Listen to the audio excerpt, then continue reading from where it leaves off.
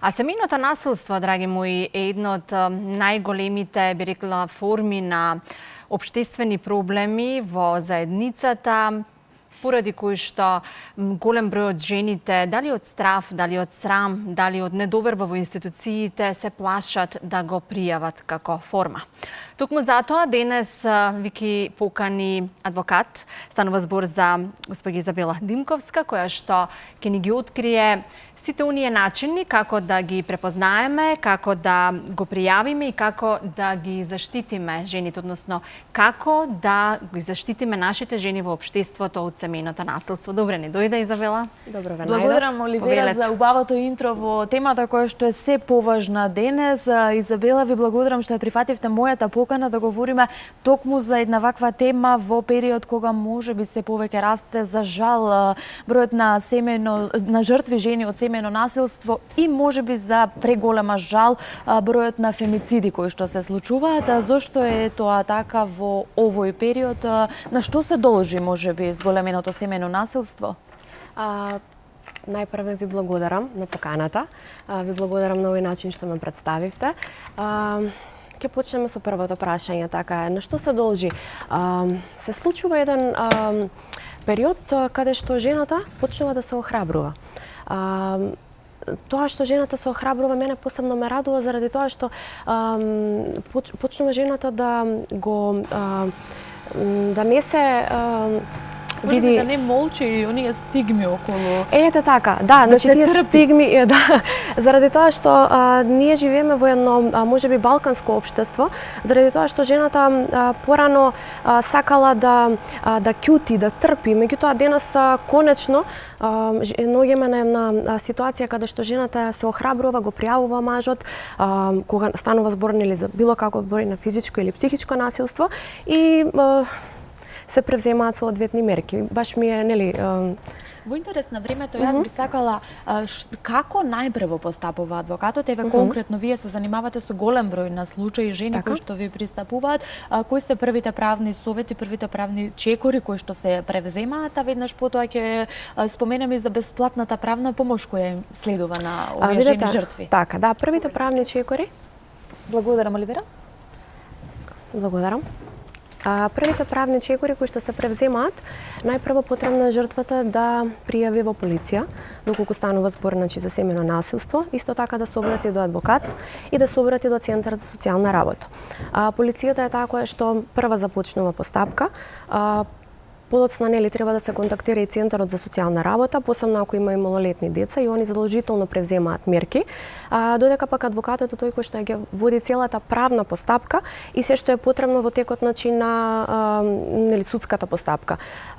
Станува збор за еден процес кој што видете најдобро е да се препушти целосно на адвокатот. Заради тоа што многу пати се консултираат со пријателки, со фамилија, со соседи, меѓутоа не би можеле да им ја дадат вистинската поддршка можеби и вистинската насока како да ја водат целата ситуација за да не ескалира. Така да подобро е да се препушти во рацете на адвокат, во центри за социјална работа. Сведоци бевме години назад, изминативе години, многу жени ги повлекуваат кривичните пријави. Каква е сега ситуацијата? Сега имаме последни измени, после јануари 26 година, каде што ме радуваат посебно мене тие измени, заради тоа што ако порано имало опција жртвата да ја повлече пријавата, да го повлече исказот доколку евентуално партнерите се смират. Многу беше чест случајот со повлекување на кривична пријава, за жал. Да, сега денес има измена во законот со тоа што задолжително обвинителот поднесува кривична пријава против насилникот, без разлика дали жртвата не се придружи кон кривичниот прогон, без разлика дали се смират подоцна партнерите, така што најчесто насилникот е казнет дали парично, дали условно, нели, зависи од ситуацијата, нели, која што настанала, така да посебно мене ме радуваат тие законски измени што по секоја цена се казнуваат насилниците. Адвокат Изабела, што е со бесплатната правна помош, на кого му следува истата и колку е денес овозможена?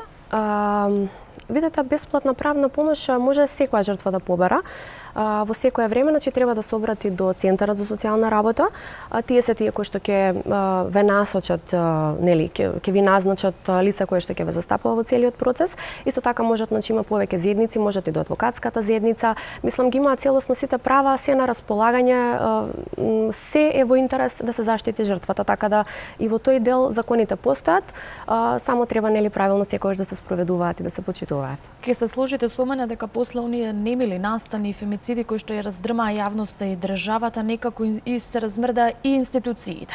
Колку е важно адвокатот, институциите, Центарот за социјална работа кохерентно да функционираат во заштита на жртвите од семејно насилство? Така, да, посебно после ситуацијата, сите знаеме, нели, која што се случи со жената што се фрли од балкон со детето, се случи и неколку, исто така имавме фемициди во Кавадарци, во Неготино.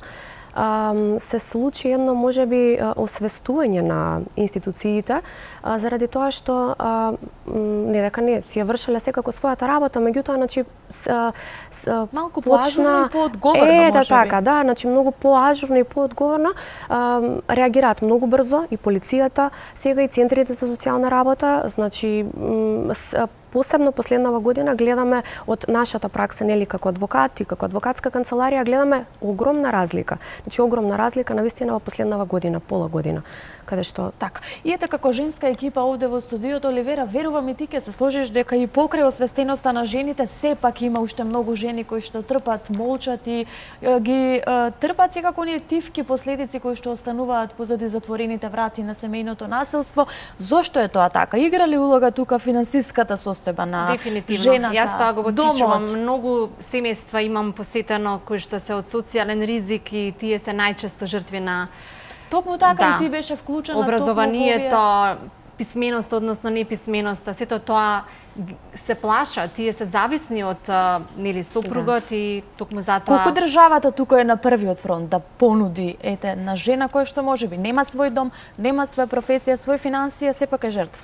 Јас искрено се надевам дека ќе се поработи и на таа тема подетално, заради тоа што секако има улога. Не значи дека и жена што е добро финансиски ситуирана нема да биде жртва на било каков вид, нели, на семејно насилство, меѓутоа најчесто да, лицата кои што, нели, имаат понизок степен на образование или не се во добра финансиска состојба, можеби не се доволно едуцирани, меѓутоа сметам дека затоа сме ние тука, затоа сте и вие тука, значи колку можеме да едуцираме, да помогнеме, да охрабриме, со тоа што би се намалил, се надевам, процентот на семејно насилство кај сите, без разлика, значи дали се социјално загрозени, дали се подобро финансиски некои ситуирани.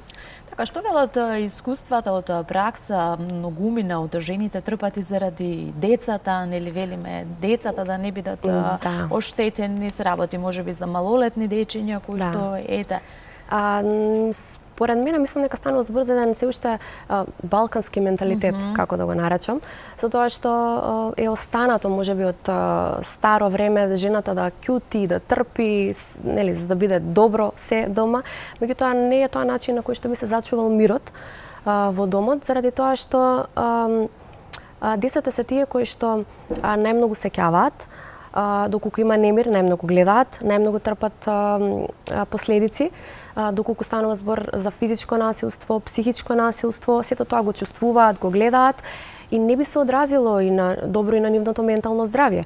Така да сметам дека не треба да се остане со насилник заради тоа што имате мало дете или малолетно дете, туку напротив треба да види дека тоа не е начин на функционирање и дека не е добро да се живее во таков вид на семејство. Кажано е дека токму тие жртви подоцна стануваат насилници. Да, за жал да. Од пракса и иако не е ова тема на муабет, направени се анализи дека и жените вршат насилство врз мажите. Така, ете да не бидеме дискриминаторски. Да. Се случува и тоа, верувате ми, многу поретко, меѓутоа се случува и тоа.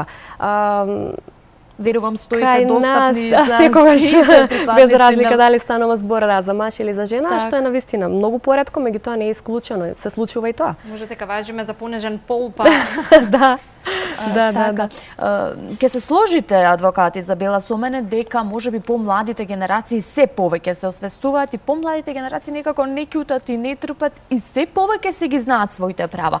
Е сега колку жените денес ги знаат своите права и што ги советувате вие од тој аспект? Точно, Викторија. И тој момент ме радува, заради тоа што не се однесуваме како нашите предци порано што останувале во едно нефункционално семејство. Жените се повеќе и повеќе денес се охрабруваат, пријавуваат доколку се жртви на физичко или било какво психичко или било каков друг вид на семејно насилство, со тоа што баш ме радува на тој момент заради тоа што конечно излегуваме од целиот тој балкански менталитет што и претходно го напоменав, заради тоа што не е добро ниту дете да расте во таква средина. Токму така, подоцна си носи своји последици. На долг рок. Колку адвоката жена е поблиска и можеби повеќе ги разбира жените кои што ви доаѓаат како жртви на семејната насилство. Ние секогаш, видете, жените адвокати, верувам не само за мене и за сите мои други колешки, се соживуваме со целата ситуација, гледаме од аспект на жена и мислам дека, не сакам да генерализирам, меѓутоа сметам дека подобро би направиле се и можеме да се учествуваме со жената и сметам дека од поинаков аспект ги гледаме работите, од женска перспектива, така да и секогаш, мислам, од моето досегашно искуство се многу поблиски жените со мене, значи можат да ти кажуваат и работи во добра, што можеби на маж не би ги кажала така, заради тоа што ги гледаме ние малце на поинаков начин. Да, од друга страна вие кажавте адвокатот е клучен во целиот овој процес на правна процедура, меѓутоа верувам дека тука потребна е координираност и помеѓу психолошката подршка и помош од стручно лице, од ТАФЕЛ, адвокатот, секако институциите, државата која што мора да стои на прв фронт во борбата со семејното насилство. Ќе се избориме ли конечно со трендот на семејно насилство? Јас искрено се надевам дека ќе се намали процентот на семејно насилство. Да, потребна е координација, целосна координација. Не станува збор само да функционира добро центарот за социјална работа.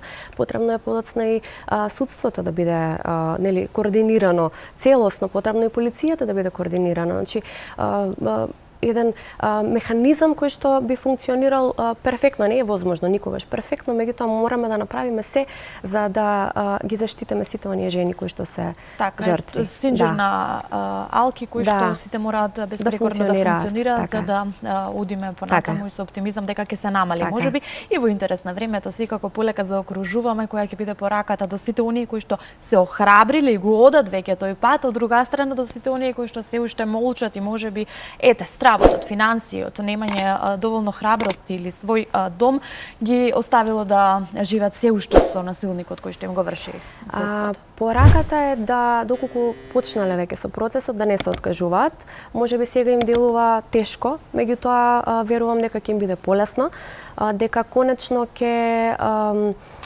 насилникот конечно ќе излезе од нивниот живот, доколку се уште немаат почнато било каква постапка.